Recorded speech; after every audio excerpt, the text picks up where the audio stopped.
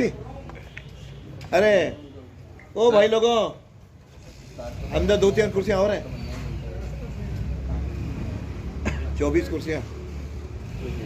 जब कोई हड्डी मिलती है, वो कोई बात आती है, तब जाकर के वो चेतती है। तो इस प्रकार भीलवाड़ा की ये घटना कोई पहली नहीं थी। इसके कुछ दिन पहले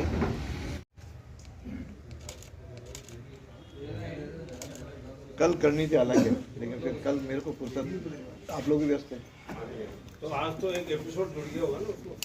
कल वाला अंदर महेश के कमरे पड़ी 2, किंतु आप पूर्व बाहर ही पड़ी ना। किंतु आप पूर्व मंत्री भी हो, इसकी गरिमा भी रखो। आप स्टाफ तो पूरा हो। इस समय मंत्री थे पूरे, वैसे ही स्टाफ वैसे ही भरा है, हमको हमारे लिए टाइम ही नहीं मिलता था। पैड और पेन दोनों सर। अरे पैड और पेन वो अजय अनिल कोई है क्या अंदर? अंदर कोई है क्या? नहीं, वो गया होगा शायद नाश्ता लेने। सबसे कम स्टाफ मेरे पास है, ऑल इन वन। आप विपक्ष में हो ना? विपक्ष में हो।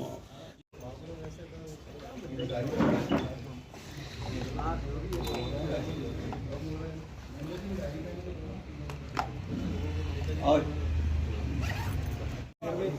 उपलब्ध नहीं था? नहीं उपलब्ध। इजी ले लिया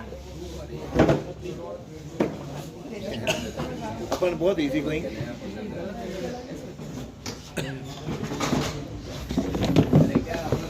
कोई भी बच्ची चाहे वह बकरी चराने जाए तो सुरक्षित नहीं है, स्कूल जा रही हो तो सुरक्षित नहीं है।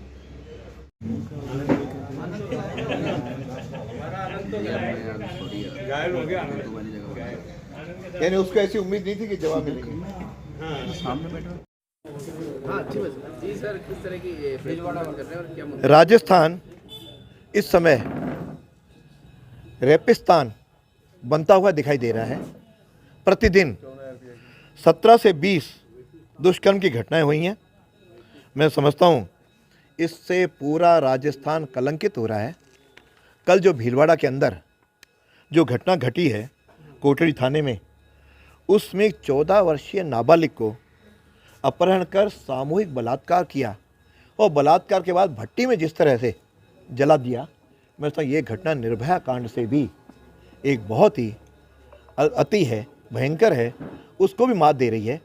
ऐसी घटना राजस्थान में घटने के बाद मुख्यमंत्री जी चुप हों, कोई कार्रवाई नहीं करे। ये केवल एक भीलवाड़ा की घटना नहीं है।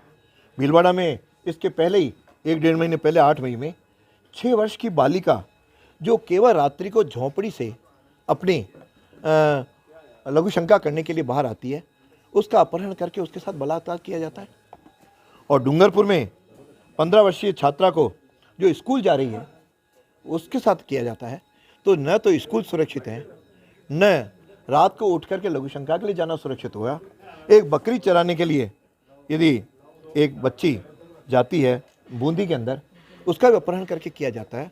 मैं समझता हूँ कि राजस्थान का ऐसा कोई ज़िला नहीं है। मैं आपको बताऊँ, मुंडवा के अंदर ये घटना हुई, पिड़ावा के अंदर 12 साल के मूक बधिर बच्ची के साथ दुष्कर्म हुआ, और यहाँ तो खेड़ली कांग्रेस विधायक के भतीजे ने इस प्रकार दुष्कर्म किया।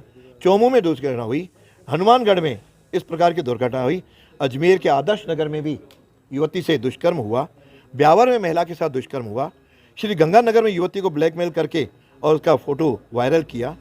तो आज यहाँ पर बलात्कारी बिल्कुल बेखौफ घूम रहे हैं और सरकार चैन की नींद सो रही है। इसके आधार पर यदि मैं कहूँ कि ये दुष्कर्मी को आज कोई रोकने वाला नहीं है। और गहलोत साहब बड़े कह रहे हैं, मैं तो पद छोड़ना चाहता हूँ, मेरे को पद नहीं छोड़ रहा। यानी क्या आपका ऐसा फेविकोल तगड़ा को लगा हुआ है जो आपको कुर्सी नहीं छोड़ रही है? अरे आप आज छोड़ो, जनता 8 करोड़ जनता उसे राहत करेगी। मैं तो मांग करूंगा कि आप तुरंत नैतिकता के आधार पर यदि कहीं भी जहन में इन बच्चियों के प्रति आपकी इज्जत है तो आप तुरंत अपने पद से त्यागपत्र दे करके नैतिकता के आधार पर करो, ताकि और अस्मिता मेरी बहन बेटियों की बचाओ। लेकिन इस प्रकार का कहीं भी सोच नहीं है। और अजमेर की बात यदि करूं तो अजमेर के एसपी साहब भी गहलोत की तुष्टीकरण नीति में दबाव में काम कर रहे हैं। उनको शहर की चिंता नहीं है, शहर में जिस तरह से चोरियां हो रही हैं, रामनगर में 5 चोरियां हुई, आपके वैशाली में चोरी हुई, आपके पंचशील के चोरियां हुई, आज चारों कल परसों में 3 मोटरसाइकिलें चोरी हो गई। यानी न तो घर के बाहर वाहन रखना सुरक्षित हुआ, न घर पे अपनी बच्ची के साथ मिलने जाओ, घर बंद करके जाओ तो आपका घर असुरक्षित है। यानी इनको उस ओर ध्यान न देना चाहिए दबाव की तुलना में। और जब कल तुष्टीकरण की नीति तो तब हद हो गई जब हम लोग झरनेश्वर महादेव के जो आज घसेटी बाज़ार से लेके नया बाज़ार तक, जहाँ कहीं रास्ते में इस प्रकार का कोई व्यवधान होने वाला नहीं था, वहाँ पे एक हमने ये पालकी या भगवान की सवारी निकालने के लिए अनुमति मांगी। वह अनुमति देने से केवल अपने ज़िद अड़ियल रवैये के कारण आपने मना किया, और मना करने के बाद जब कारण पूछा तो कोई कारण बताने में असमर्थ थे। और उल्टा जब हमने कहा कि पिछले दिनों जो दूसरे संप्रदाय का मुहर्रम का त्यौहार था, वहाँ उससे पहले कहीं वो जुलूस नहीं निकला, और वह जुलूस निकला है पुलिस के ज़ाब्ते के अंदर, और वो कह रहे हैं मुझे पता नहीं, मैं जांच करूँगा। यानी इस प्रकार की स्थिति बना करके कुल मिला करके ये यहाँ पे जो कांग्रेसी हैं उनके दबाव में काम कर रहे हैं। और उसके बाद हमसे एक मेरे पास समिति के सारे लोग आए थे, उन सबको साथ लेके उनके यहाँ गया था। उनके सामने जिस तरह की अभद्रता का उन्होंने भाषा का उपयोग किया, मैं समझता हूँ कि ये तो प्रोटोकॉल के भी खिलाफ है। इनको वहाँ से निर्देश हैं कि जनप्रतिनिधि के साथ कैसे व्यवहार करना चाहिए, कैसे सम्मान देना चाहिए। उस सब को ताक में रख करके जो उन्होंने व्यवहार किया, हम सब ने निंदा की। और जब पुलिस की बात आती है तो यहाँ जो पर्यटन निगम के चेयरमैन यहीं खादिम होटल में उन्होंने एक तरह से कार्यालय और पूरा केंद्र बना रखा है, उनके दबाव में चलते हैं उनको पुलिस की ऐसी ऐसी सुविधाएं दे रखी हैं जो उनके प्रोटोकॉल में बाकी किसी भी निगमों के या आयोगों के अध्यक्षों को नहीं है। उसके दबाव में काम करते हैं। मुझे लगता है कल भी बाद में उन्होंने कहा कि मैंने भी उन्होंने कोई प्रयास किया अपने झेम मिटाने के लिए। वास्तव में ये अशोक गहलोत की तुष्टीकरण, अल्पसंख्यकों के वोट उन्हें मिले, इसके कारण से इस प्रकार का सारा व्यवहार कर रहे हैं। उनको शोभनीय नहीं था, वो अपने काम की ओर ध्यान दें। और इसके साथ तीसरी जो अंतिम बात मैं कहना चाहूँगा, पिछले दिनों अजमेर की समस्याओं को लेकर के विधानसभा के अंदर मैंने प्रत्येक मुद्दे की आवाज़ उठाई है। लोगों के बिजली के बिल ज़्यादा आ रहे थे, उसकी आवाज़ उठाई। यहाँ तक कि भ्रष्टाचार जो आपने अब इसमें एलिवेटेड रोड और पाथवे में किया है, उसकी घटना मैंने वहाँ पे जिक्र किया है। और साथ के अंदर हमने अजमेर में ड्रेनेज सिस्टम, पानी घरों में भरा हुआ है, उसको इतने दिन होने के बाद भी कल भी हमने महावीर कॉलोनी उनका दौरा किया। आज तक पानी से लोग परेशान हैं, घर छोड़ छोड़ के बाहर जा रहे हैं। उसका प्रशासन चुप्पी साधे हुए कोई काम नहीं कर रहा है। और यहाँ तक कि आपके शहर की सड़कें बदहाल हैं, और लोग कह रहे हैं क्या हुआ, इस सड़कें सारी पिछले 2 साल के अंदर जो इन्होंने बनाई वो भ्रष्टाचार के कारण आज उखड़ गई। ये भ्रष्टाचार के 10-15 साल में नहीं टूटी, हमारे समय सड़कें ठीक थी।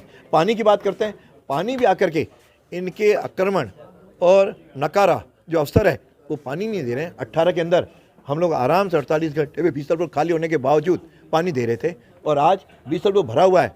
अजमेर की जनता के लिए सड़कों पे तो पानी है, उनके घरों में पीने का पानी नहीं है।